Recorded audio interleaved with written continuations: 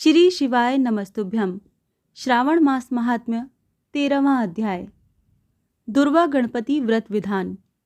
सनत कुमार बोले, हे भगवान, किस व्रत के द्वारा अतुलनीय सौभाग्य प्राप्त होता है और मनुष्य पुत्र, पौत्र, धन, ऐश्वर्य तथा सुख प्राप्त करता है।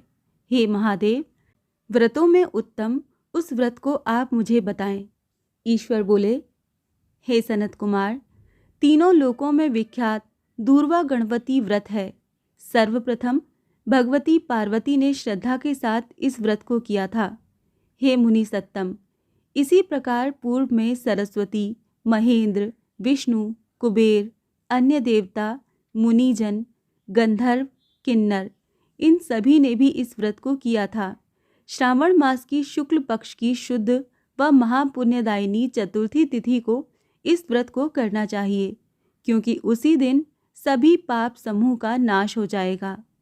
चतुर्थी के दिन स्वर्ण पीठासीन स्थित एक दंत गजानन विघ्नेश की स्वर्णमयी प्रतिमा बनाकर उसके आधार पर स्वर्णमय दूर्वा को व्यवस्थित करने के पश्चात विघ्नेश्वर को रक्त वस्त्र से वेष्टित ताम्रमय पात्र के ऊपर रखकर सर्वतोभद्र मंडल में रक्त पुष्पों से अपामार्ग, शमी, दूर्वा, तुलसी, बिल्वपत्र, इन 5 पत्रों से, अन्य उपलब्ध सुगंधित पुष्पों से, सुगंधित द्रव्यों से, फलों से तथा मोदकों से उनकी पूजा करनी चाहिए और इसके बाद उन्हें उपहार अर्पित करने चाहिए।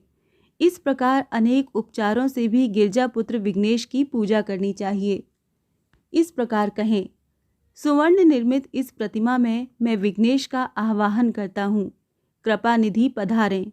इस सुवर्णमय सर्वोत्तम रत्न जटित सिंहासन को मैंने आसन के लिए प्रदान किया है, इसीलिए विश्व के स्वामी इसे स्वीकार करें। हे उमासुत, आपको नमस्कार है। हे विश्वव्यापिन, हे सनातन, मेरे समस्त कष्टों को आप नष्ट कर दें। मैं आपको पाद्य समर्पित करता हूँ। गणेश्वर, देव, उमापुत्र तथा मंगल का विधान करने वाले ये अर्घ प्रदान करता हूँ। हे भगवान, आप मेरे इस अर्घ को स्वीकार करें। विनायक, शूर तथा वर प्रदान करने वाले को नमस्कार है, नमस्कार है। मैं आपको ये अर्घ समर्पित करता हूँ, इसे ग्रहण करें। मैंने गंगा आदि सभी तीर्थों से प्रार्थना पूर्वक ये जल प्राप्त किया है। हे सुरपुंगव, आपके स्नान के लिए मेरे द्वारा प्रदत्त इस जल को स्वीकार कीजिए। सिंदूर से चित्रित तथा कुमकुम से रंगा हुआ ये वस्त्र युग्म आपको दिया गया है, आप इसे ग्रहण करें। लंबोदर तथा सभी विघ्नों का नाश करने वाले देवता को नमस्कार है। उमा के शरीर के मल से आविर्भूत हे गणेश जी, आप इस चंदन को स्वीकार करें। हे सुर श्रेष्ठ, मैंने भक्ति के द्वारा आपको रक्त चंदन से मिश्रित अक्षत अर्पण किया है। हे सुर सत्तम, आप इसे स्वीकार करें। मैं चंपा के पुष्पों, केतकी के पुष्पों तथा जपा कुसुम के पुष्पों से गौरीपुत्र की पूजा करता हूँ। आप मेरे ऊपर प्रसन्न हो। सभी लोगों का अनुग्रह करने तथा दानवों का वध करने के लिए स्कंद गुरु के रूप में अवतार ग्रहण करने वाले आप प्रसन्नतापूर्वक ये धूप लीजिए। परम ज्योति प्रकाशित करने वाले तथा सभी सिद्धियों को देने वाले आप महादेव पुत्र को मैं दीप अर्पण करता हूँ। आपको नमस्कार है।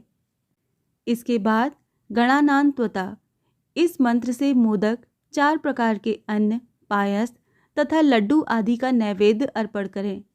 मैं आपकी मुख शुद्धि के लिए आदरपूर्वक कपूर, इलायची तथा नागवल्ली के दल से युक्त तांबूल आपको प्रदान करता हूँ।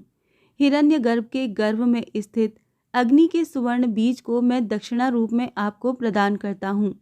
अतः आप मुझे शांति प्रदान कीजिए। हे गणेश्वर, हे गणाध्यक्ष, हे गौरीपुत्र, हे गजानन, हे इभानन, आपकी कृपा से मेरा व्रत पूर्ण हो। इस प्रकार अपने सामर्थ्य के अनुसार विघ्नेश का विधिवत पूजन करने के उपस्कर निवेदित सामग्री सहित गणाध्यक्ष को आचार्य के लिए अर्पण कर देना चाहिए। उनसे प्रार्थना करें, हे भगवान, हे ब्राह्मण, दक्षिणा सहित गणराज की मूर्ति को आप ग्रहण कीजिए। आपके वचन से मेरा ये व्रत आज पूर्णता को प्राप्त हो।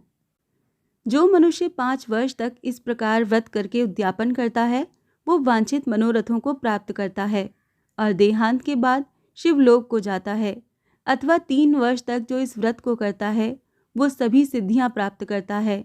जो व्यक्ति उद्यापन के बिना ही इस उत्तम व्रत को करता है, विधि के अनुसार भी उसका जो कुछ किया हुआ होता है वो सब निष्फल हो जाता है। अब उद्यापन विधि बताई जाती है। उद्यापन के दिन प्रातःकाल तिलों से स्नान करें। उसके बाद व्यक्ति 1 पल या आधा पल या उसके भी आधे पल की स्वर्ण की गणपति की प्रतिमा बनाकर पंचगव्य से स्नान कराकर भक्ति तथा श्रद्धा के साथ इन 10 नाम मंत्रों से दूर्वा दलों से सम्यक पूजन करें। हे गणाधीश, हे उमापुत्र, हे अग्नाशन, हे विनायक, हे ईशपुत्र, हे सर्वसिद्धि प्रदायक, हे एक दंत, हे इव वक्र, हे मूषक वाहन, आपको नमस्कार है। आप कुमार गुरु को नमस्कार है। इन नाम पदों से पृथक पृथक पूजन करें। पहले दिन अधिवासन करके प्रातःकाल ग्रह होम करके पूर्वादलों तथा मोदकों से होम करना चाहिए। उसके बाद पूर्णाहुति देकर आचार्य आदि का विधिवत पूजन करना चाहिए और घट तुल्य थनों वाली गाय का दान अपनी सामर्थ्य के अनुसार करना चाहिए। हे वत्स, इस प्रकार व्रत करने पर मनुष्य सभी मनोरथों को प्राप्त कर लेता है। हे सनत कुमार, अपने प्रिय पुत्र गणेश के व्रत करने से संतुष्ट होकर मैं उस मनुष्य को पृथ्वी पर सभी सुख प्रदान करके अंत में उसे सद्गति देता हूँ। जैसे दूर्वा अपनी शाखा प्रशाखाओं के द्वारा वृद्धि को प्राप्त होती है, उसी प्रकार उस मनुष्य की पुत्र पौत्र आदि संतति निरंतर बढ़ती रहती है। हे सनत कुमार, मैंने दूर्वा गणपति का ये अत्यंत गोपनीय व्रत कहा है। सुख चाहने वालों को इस सर्वोत्कृष्ट व्रत को अवश्य करना चाहिए। इस प्रकार श्री स्कंद पुराण के अंतर्गत ईश्वर सनत कुमार संवाद में श्रावण मास महात्म्य में दूर्वा गणपति व्रत कथन नामक 13वां अध्याय पूर्ण हुआ। श्री शिवाय नमस्तुभ्यम।